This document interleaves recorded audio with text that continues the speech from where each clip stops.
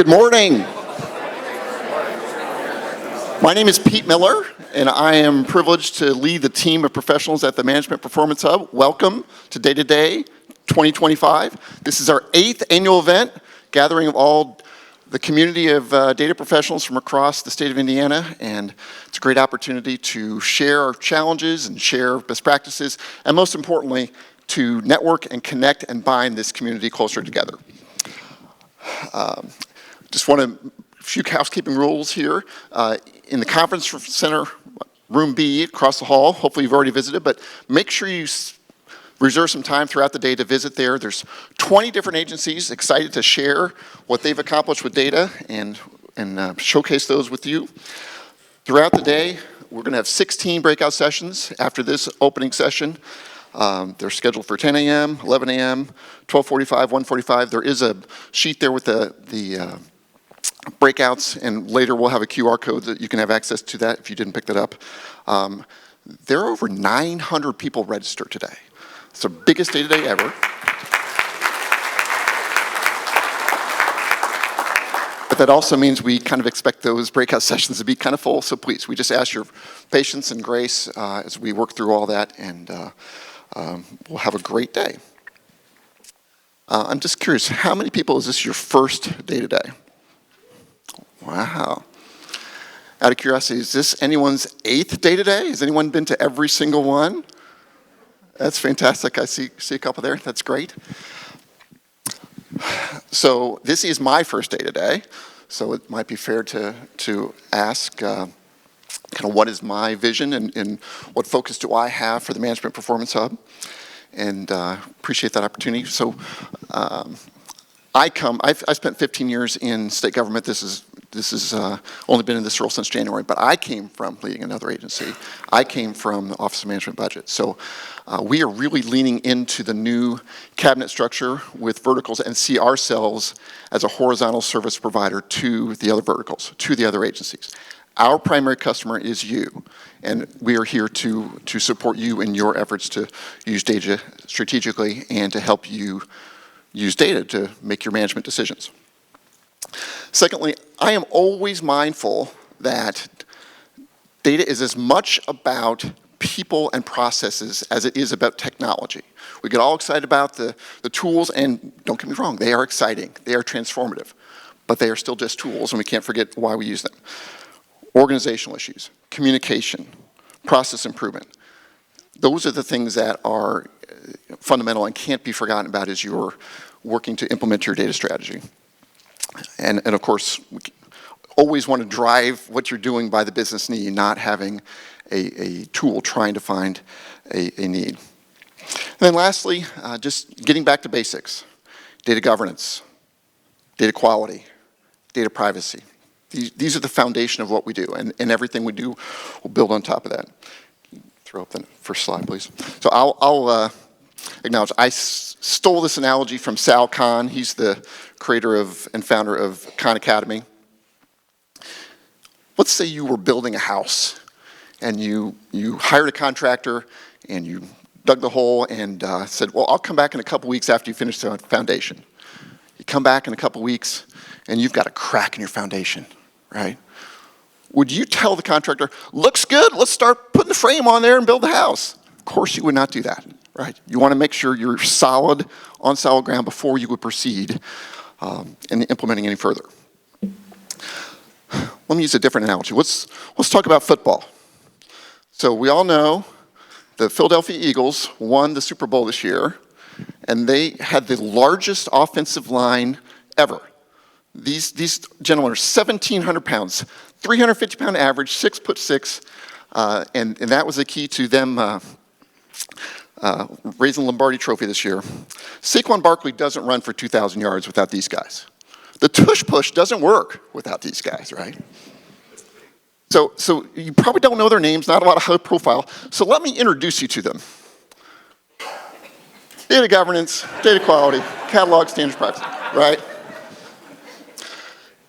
In the coming weeks and months, you might get a call from someone on my team asking you to do a DCAM assessment that will help you with your data governance.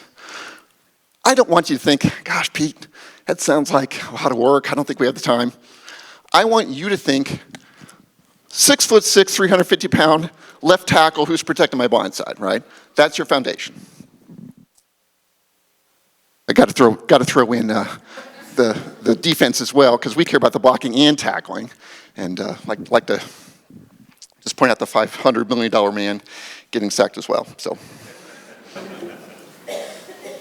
I've got this new parlor game I started. Like literally every meeting I'm in, I will write down on the piece of paper at what time the initials AI are mentioned. So it's 9, 10 minutes in. That's not great, but that's pretty typical for most of the meetings I'm having recently. This is from the Wall Street Journal from a couple months ago. Most companies shouldn't have an AI strategy. Well, why would you say that? The reason is most companies are not ready. And I would submit most agencies are not ready because the data quality is poor.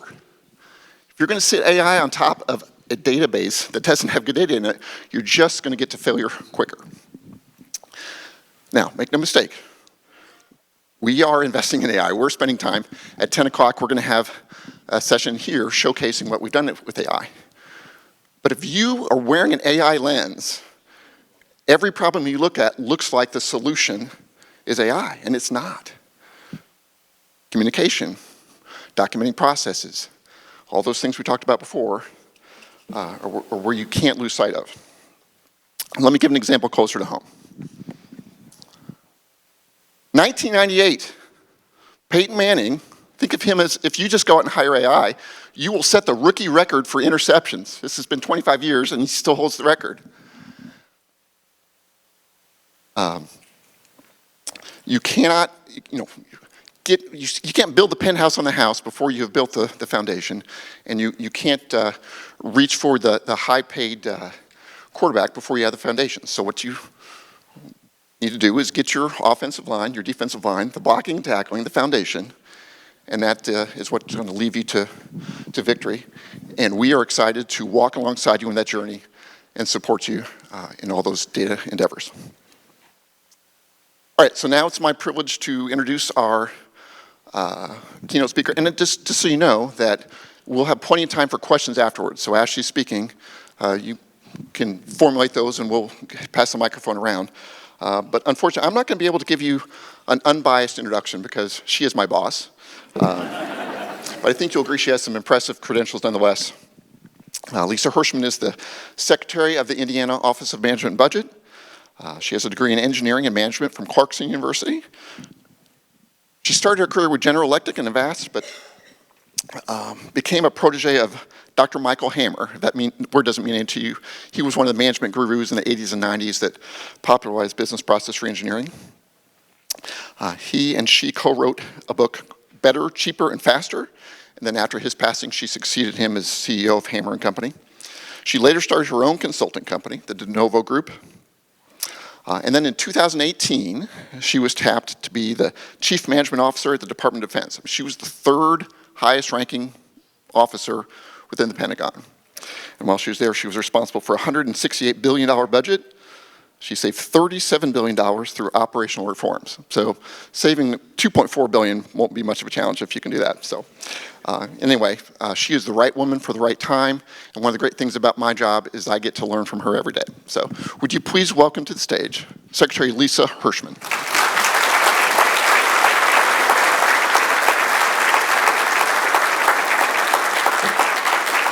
Well, thank you, Pete. Coming from Pete Miller, that is quite an introduction. He is a humble guy because if you don't know Pete, he is actually Senator Pete Miller, former legislator here in Indiana. And it's part of what made him the absolute best choice to run MPH because, correct me if I'm wrong, Pete, but some of the genesis of MPH was as a response to the legislature who was frustrated for not having the right information, the right data, the right tools, the right processes, et cetera. And I believe that was where MPH was born. So you have, for one of the constituencies of MPH, you absolutely represent very well the voice of the customer. So we appreciate having you. I will also tell you, I'm going to tell a little bit on Pete. When he came to interview for the job, He was so excited, he could barely contain himself. And I think I offered him the job. I'm like, this is a no-brainer. I've never seen anybody so passionate about data and processes and PMOs and so forth. And so we've got the right guy for the job. And let me tell you, he is laser focused. And I said to him, and I've talked to some of the MPH team early on, and I said, we need to rethink this because there's an impression of the value, and I believe that you can elevate that value. And so one of the things we want to do is put the data conversation, the technology conversation, the process conversation front and center, and help people recognize the need for it.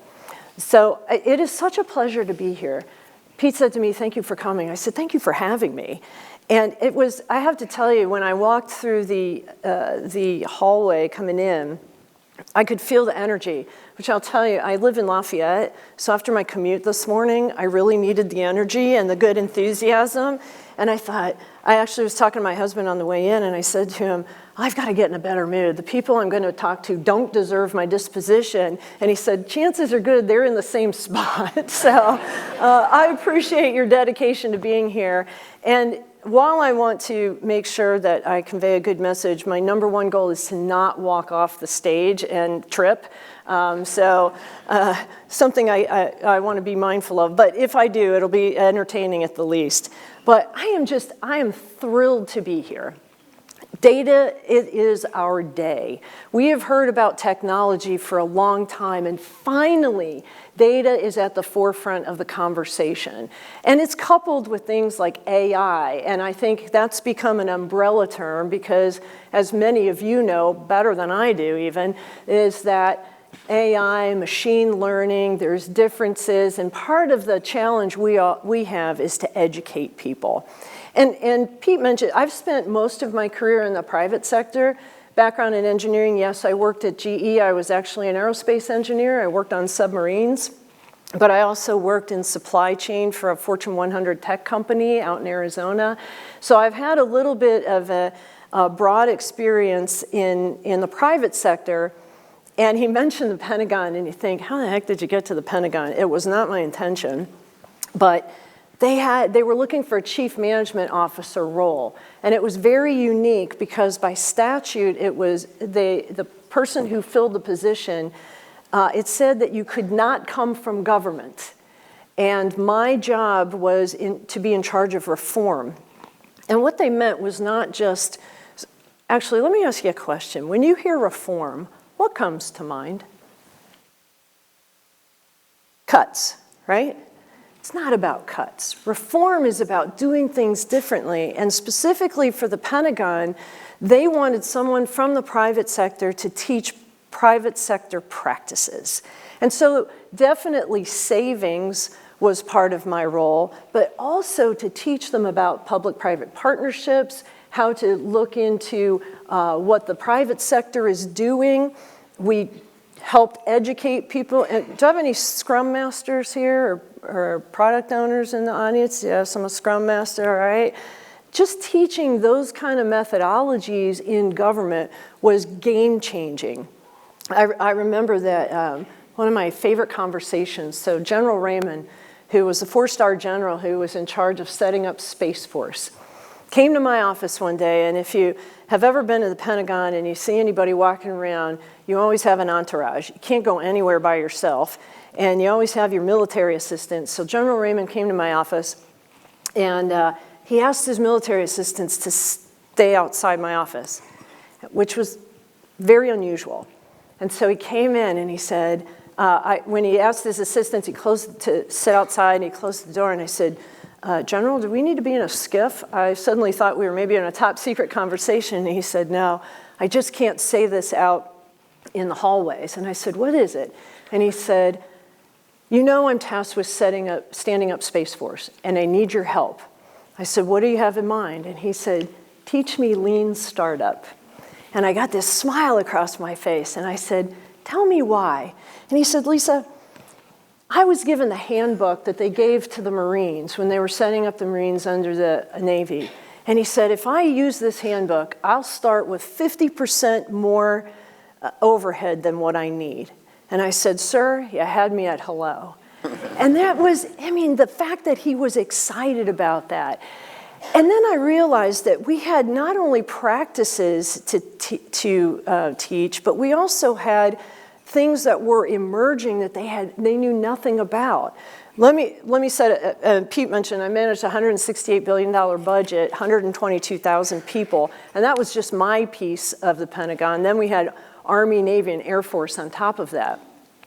You know what they didn't have? Chief Data Officer. I'm actually very proud to say I hired the first Chief Data Officer for the entire Department of Defense. Now, try to look at DoD or anywhere else in government for a job description for a data scientist. It didn't exist. I sat on the President's Management Council and I asked all the other agencies, State Department, Interior, none of them had it. You know what we had? Job descriptions for we had job descriptions for a variety of things, nothing data related, and the requirement was to have a computer science degree. Frankly, that was back in my day. I don't even know if they have those anymore. And I said, well, great, we'll just create one. Not that easy. And that was part of the problem, is you couldn't just create a job description. We got it done. We built a phenomenal group of data scientists. We started actually poaching them from Microsoft. And I say that with, I was able to hire them while everybody else was getting very big salaries. I looked at mid-career data people and said, if you want big, hairy, audacious problems, I got them in spades. I can't pay you a lot. How about you stay for 3 years to serve your country and help me make this better? And it was a great call to action. We had a great relationship with Microsoft where they could go back to their jobs when they were finished, but it was incredibly rewarding for them. Now, they had their challenges because up until then, the IT folks, we had 64 CIOs at the Pentagon. So I'll pause right there and just digest that for a moment. I was on a panel one time, I was speaking in Vienna, and I said we had 64 CIOs, and then the gentleman next to me was next on the panel, and he looked over, he goes, 64? I thought 2 were a pain in the neck. Great people and eager to learn, and so it was a great experience getting that stood up. But I'll tell you, one of our challenges is that we found that we were data rich and information poor. We found countless data lakes across all of the Pentagon.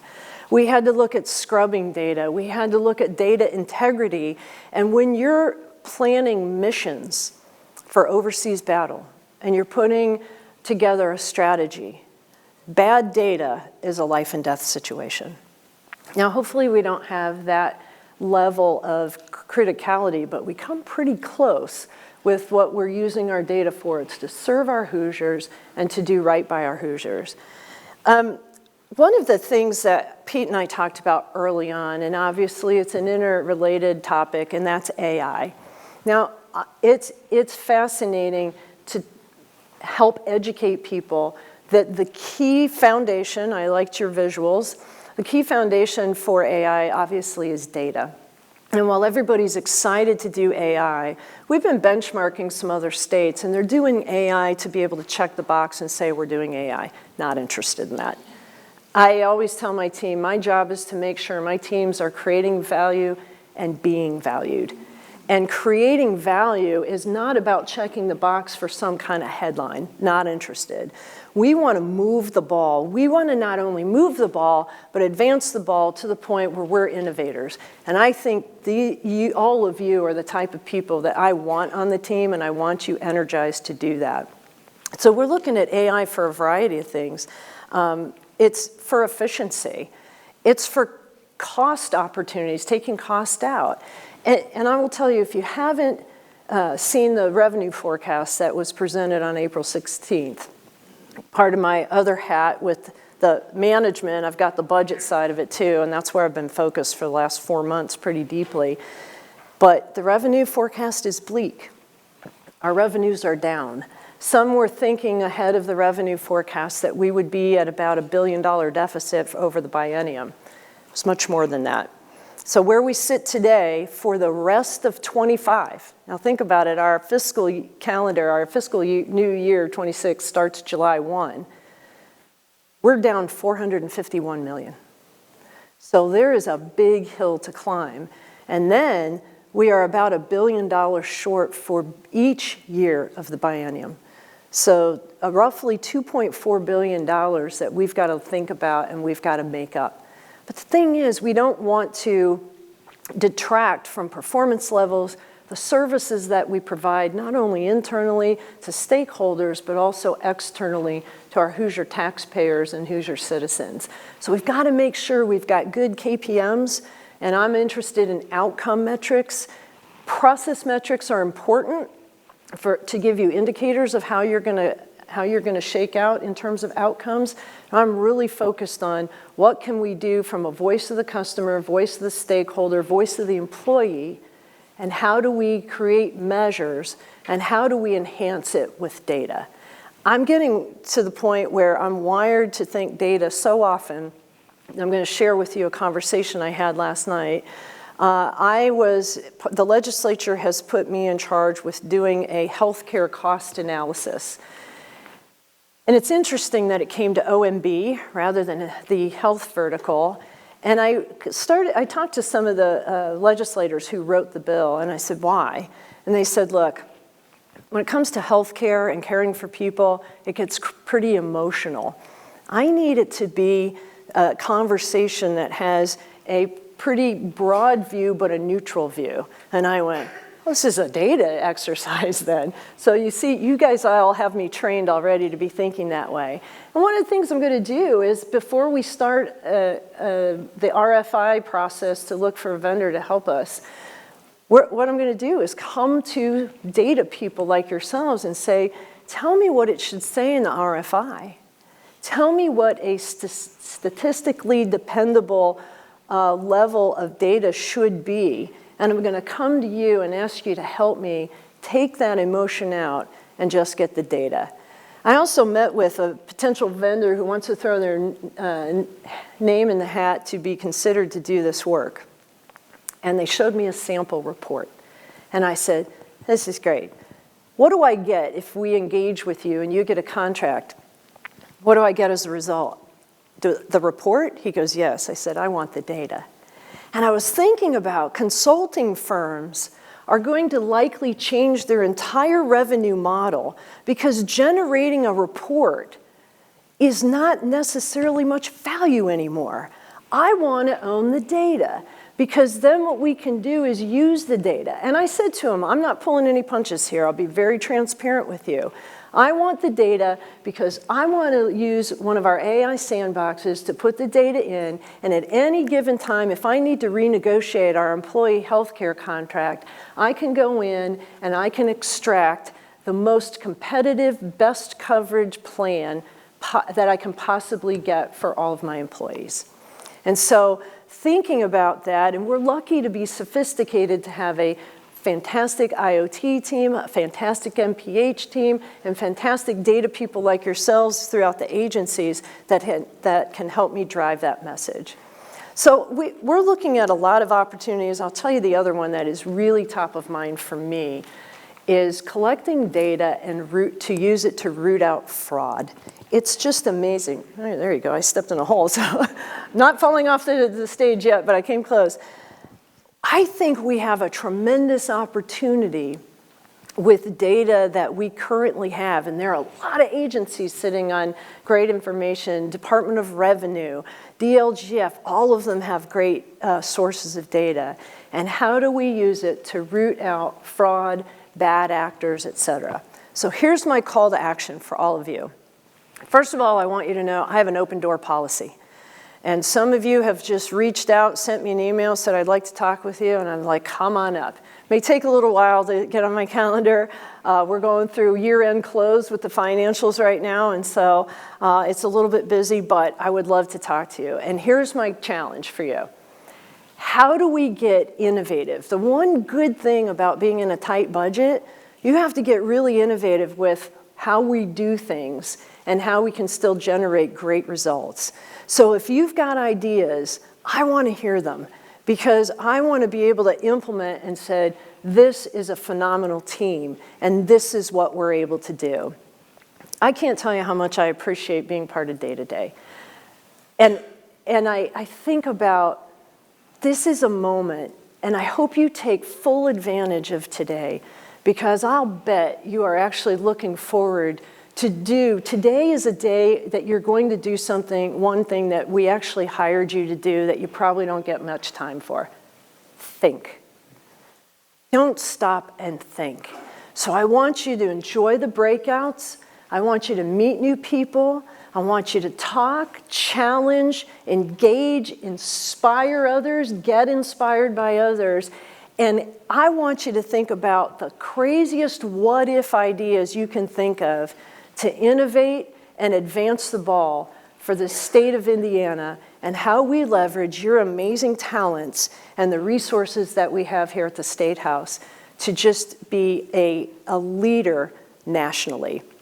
We benchmark with a lot of other states, and I'll tell you, some people, to Pete's point, are struggling. They're trying to have that strategy without focusing on the important first step. And so help us be the leader so that we can tell everyone what the Hoosier State is doing. And thank you again for having me. I could keep talking, but you have more important things to do than listen to me. But please reach out anytime. I'd love to hear from you. Thank you.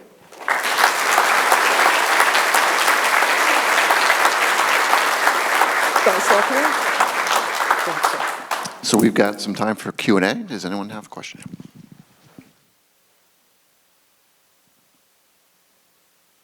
Hi, thank you for being here. By AI sandbox, I assume you mean closed system? Yes. When do we get our AI sandbox? What's that? When do we get our AI sandbox?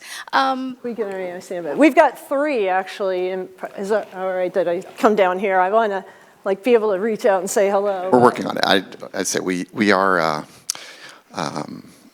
working with IoT and OMB to establish how we're going to roll out both general tools like Copilot and so forth, and as well as more custom applications for agencies to play and experience these tools. And as I say, once you see them, you'll see the transformative nature of them.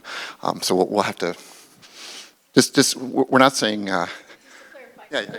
So that we can put actual data into it, like spreadsheets, or have it build spreadsheets, the things I'd love to get into. Exactly right. So the issue to figure out is how we wall off those tools from your databases. So just imagine an LLM having access to your SharePoint site, right? Not a good thing. So we have to work through those things because if the private sector messes up and gets PII, that's on them. In the public sector, we have to get it right the first time and every time. So that's the reason we're not saying no, we're saying not yet. But yes, we will have guidance soon and a plan for how we're going to roll those tools out to the enterprise. We're testing it right now, right? Indeed. Yeah. So thank you for the question. I love your excitement. I'm the same way. I bug him all the time. I'm like, can we do this? And I'm learning, so I ask a lot of second grade questions. Who else? All right, shy group. Maybe you're just getting warmed up, right? Bob Davis, you've got to be here. This is why we invite you for these things. I know you've got a question. And that's okay. If you don't have any now, maybe think about things. Over here. Do you want to? Yeah, there we go. Test. And tell me your first name. John. Hey, John. Pleased to meet you. Nice to meet you. Thank you for being here. Since we're talking about foundational information and data that needs to be essentially, we can't input the data into the AI until it's cleaned up to a certain standard. Right. What data do you think is the priority for us? Ooh, that's a great question. And that's a technical question, not in my way. Have you guys set priorities, Pete? A lot of your questions are likely I'm going to bounce over to Pete because he's my technical expert. I'm still learning. Yeah, honestly, it's unique to each agency, right? That's why we were promoting that DCAM assessment to allow you to understand what is the value. I mean, opportunities abound, obviously, right? But for you to try to shore up, try to measure that ROI on what you want to tackle first. But yeah, we don't need what the perfect data and good, but at least we can kind of identify, take a first stab and go for those low-hanging fruit first, and then kind of tackle the bigger lifts with the higher payouts after that. So. And I would say, just from a very high level, look at the data that you've got, that you know that it has the integrity behind it, right? And let's start collecting and harvesting that. But as I said, the other thing that I'm very interested in is rooting out fraud. And by the way, we're watching every day what's happening on the federal level, because funding is disappearing like that. And so we had one day, I'll never forget, it was March 24th. We got an email from the feds that said some of the COVID money that was from Health and Human Services is going to end. And as soon as we got the email, we went into our fund to draw down remaining funds, and it was already frozen. We experienced a $40 million hit that day. In one day, it hit the CDC, and I think it was FSSA too. So one of the things that's a priority, and it's a great question, because if we didn't prioritize, we'd be all over the map. But one of the things I want to look at is what can we do from a Medicaid management standpoint, and what data do we have? But we've got to understand what the process is for managing the process. And for me in particular, I'm interested in rooting out fraud. It's stunning to see how many folks are taking undue and fraudulent advantage of the system and drawing down dollars that they don't deserve, which means they take it away from people who need it and who need it badly. So first we look at the process with how we're going to root out fraud, and then think about data collection and the data we need throughout that process to be able to execute. So for me, and I have to admit, I've changed my priorities every day. That's why Pete gets so many emails and calls from me.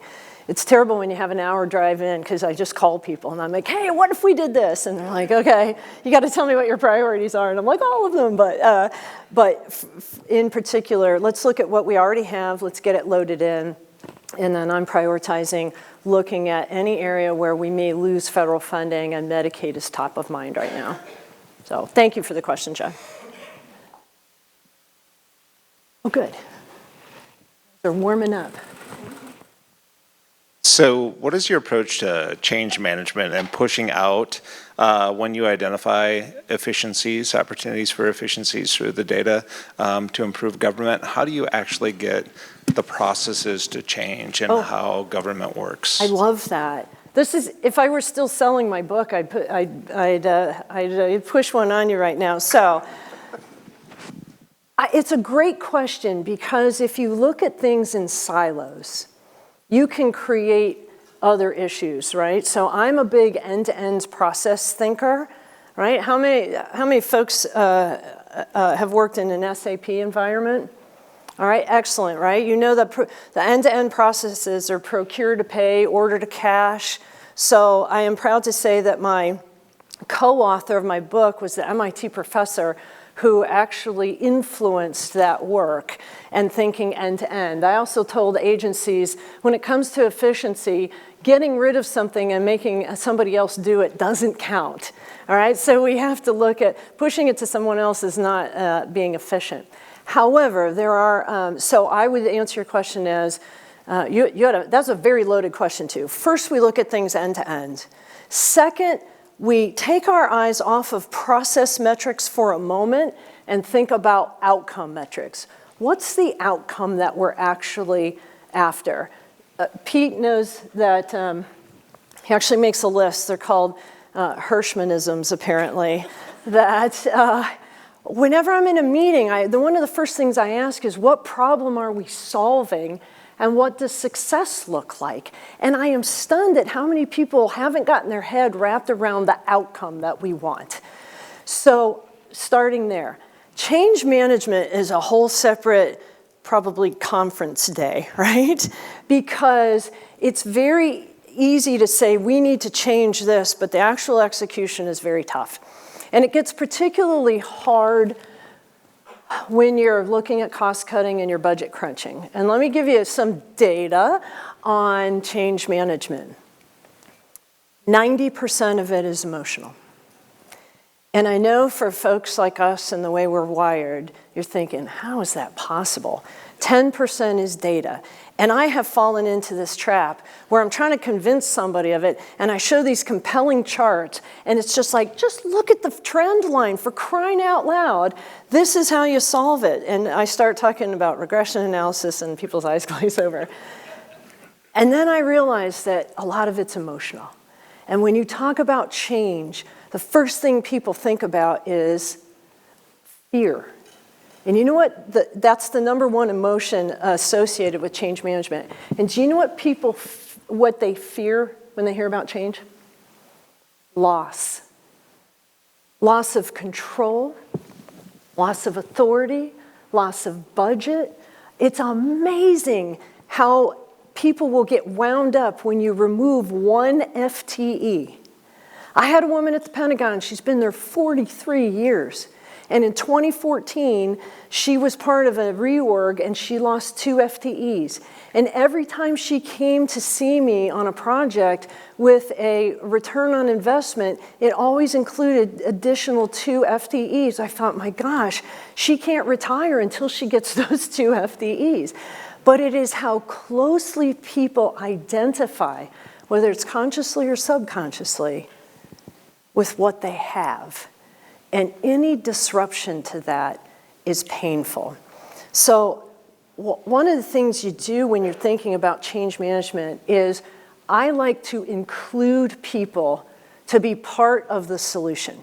Because when people have their fingerprints on it and they see, even if it's a little piece of their idea, they're bought in. And so as you start to sell change, and I don't mean that in a way that's not authentic, right? As you explain change, as you educate what's going to happen, number one, you have to keep in mind that whoever your audience is might be experiencing a fair amount of fear. And so talking them through it, helping them understand what to expect, not only at the end, but part of the journey, making them part of the solution. Because if you don't make, here's a Hershmanism for you, Pete, I don't think I said this right. If you don't make people part of the solution, they'll make themselves part of the problem. And frankly, the people who are working in the process know it better than anybody else. So engage them, get their feedback, get their input, ask them how to resolve it, but also use the data, because some people, it is a combination of that emotion and the data. If you only have one, you're not going to get there. So you have to have both. That was very long-winded, but I appreciate you thinking about the change piece of it, because that's really important. All right, we got about 5 minutes. I think we have another question back here, Lisa. Okay. Hi, my name is Nukta, and I have a question, I guess two. So I heard that you talked about fraud and having budget constraints. Mm-hmm. So I guess those are the 2 biggest challenges that we are facing right now. We are. Mm-hmm. So to add to that, what I want to ask is, from the data perspective, what are your thoughts on data sharing? You mentioned that everybody has different data lakes, but as you just mentioned, emotions come in place, and data sharing becomes extremely difficult. I would like to hear your thoughts on that. So I'm not trying to be, tell me why you think data sharing is challenging. It's for the same reason, emotions and losing control. Okay. At least that's what I have seen in my limited career, that people have a hard time sharing the data. And that becomes a bigger challenge, because then you cannot solve the problems if you don't have access to the right data at the right time. Right, right. Wow, that's a brilliant question. I should have wrapped it up right before this, but no, I'm kidding. No, thank you, because this is good. This is thought-provoking for me, because, again, I'm not a data scientist, and I'm learning all the time, so this is very good. Here's the thing. If we are all aligned around the same outcome, that compels people to share the data, because data sharing, I'm a big believer in understanding the context so that you can make good decisions, right? If you don't understand the big picture, having the full data set available to you and understanding what it tells you, right? Because data tells a story. And if you can't understand that in the big way, you're not going to be successful to the outcome. So I think one of the things, to your point, and Pete mentioned it before, right? We're going through a business model change here in the State House. We now have the verticals. It used to be all the agencies were pretty independent. And so we think about how do we tie all of you, even though you're in different organizations, around the same outcome. And that's what we're looking at for KPMs, key performance metrics, is how do we share outcomes? And what I have found, whether it's data or information or FTEs or whatever you want to share, if you tie everyone to the same outcome, it starts to drive that alignment. But I think it's a good, I hadn't thought about people hanging on to data that way. So it's a good reminder of some of the challenges we may have. What's?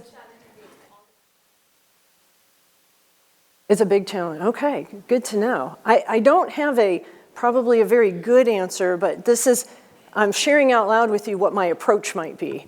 But I'll tell you what, if anybody's been successful with climbing that mountain, I'd be interested in hearing, because I think it goes back to change management, right? And just being very transparent. Ask my team. I like to be very transparent. Sometimes they're like, stop telling me this stuff, right?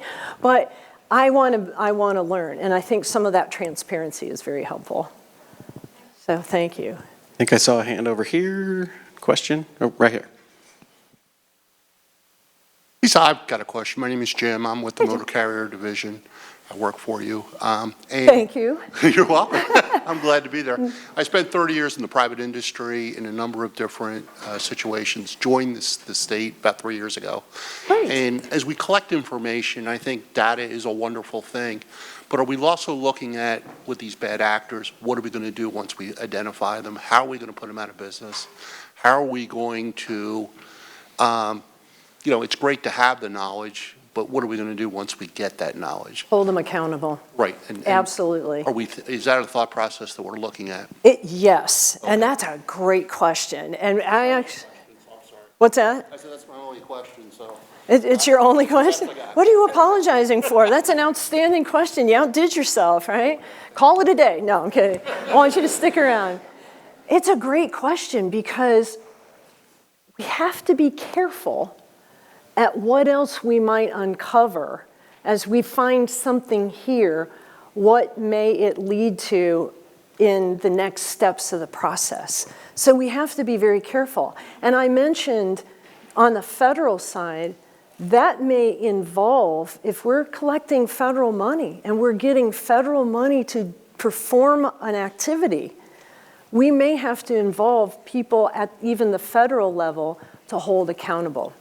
But I will tell you, if we don't hold people accountable, all we're doing is enabling bad behavior.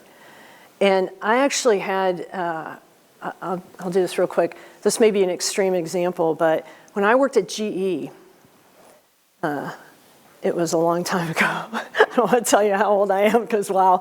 But I worked under Jack Welch when he was at GE, and it was in aerospace. And Jack Welch was known for holding people accountable. And I remember one day, I worked on the shop floor. I was in heavy manufacturing, right? Steel toe shoes, the whole 9 yards, UAW. It was great, great experience. But we had a 17-year employee who got caught sharing RFP information with a vendor. Jack was not the kind of guy that would say, all right, come in at 4 o'clock on a Friday. He walked him out across the shop floor in the middle of the day in handcuffs. And that may be an extreme example, and I don't want to be dramatic, but I do want to make people aware that if you're caught, we're holding you accountable. And how we do that has to be carefully done, properly done, and make sure that we're not embarrassing anybody or that we've got it wrong. We have to make sure we're exactly right.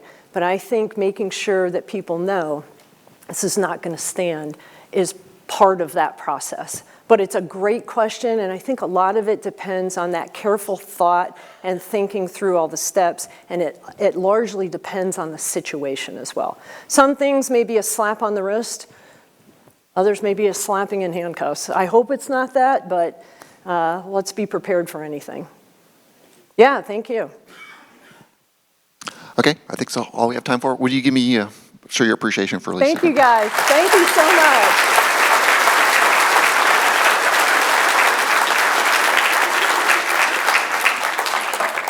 Have a couple more housekeeping items before we get on our way here. Many of you have completed our data proficiency program, and we've got a special treat for you. We've got a magnet set if you want to stop by our booth over there in B. I hope you'll make a effort to do that. If you've not gone through that program, it's now been moved to Success Factors to have broader access to everyone, so make sure you spread the word on that, please. We are going to have lunch served at about 11:45 in between sessions 2 and 3. I would like to thank Salesforce for sponsoring that again for us, so thank you very much for that support. Also during lunch, we're going to have a couple just kind of user group sessions. Our MPH BI team is going to meet in conference room C, so if you're dashboarding type of person, I would encourage you to join that group. And then the data science team will be in conference room 1. I think you've got informal group as well. You know who you are, so encourage you to connect with your peers there. In this room in 10 minutes, we're going to have our session on building AI, practical AI implementation, led by our chief data scientist, Brian Zazak, and our senior data scientist, Dr. Zach Horton. And the other sessions here, you'll see up here, is the where's the QR code? I'm sorry. Yeah. So for all the sessions all day, you can access it here. And just really excited to have all of you here. And just please take advantage of just meeting one another. And that's what this day is all about. So with that, I'll let you get on your way. Hey, Pete, real quick. Oh, I'm sorry. Go ahead. Just about the sessions, like I think we have enough space in all of our rooms. The rooms 1 and rooms 4 are about 80 seats. There should be some standing room. We are doing just kind of a check-in process. Just say your name, make sure you're on the list, and then as long as we have seats and space, we'll get anyone into a session. We can't put 110 people in an 80-seat room, but the other room, C, and this one, we should have the space. But if you run into any issues, just talk to the someone in the blue shirts, like me, that's in front of the door, and we'll get you in, and hopefully we'll have a good day. Yeah. So. Thank you again for coming. Have a great day.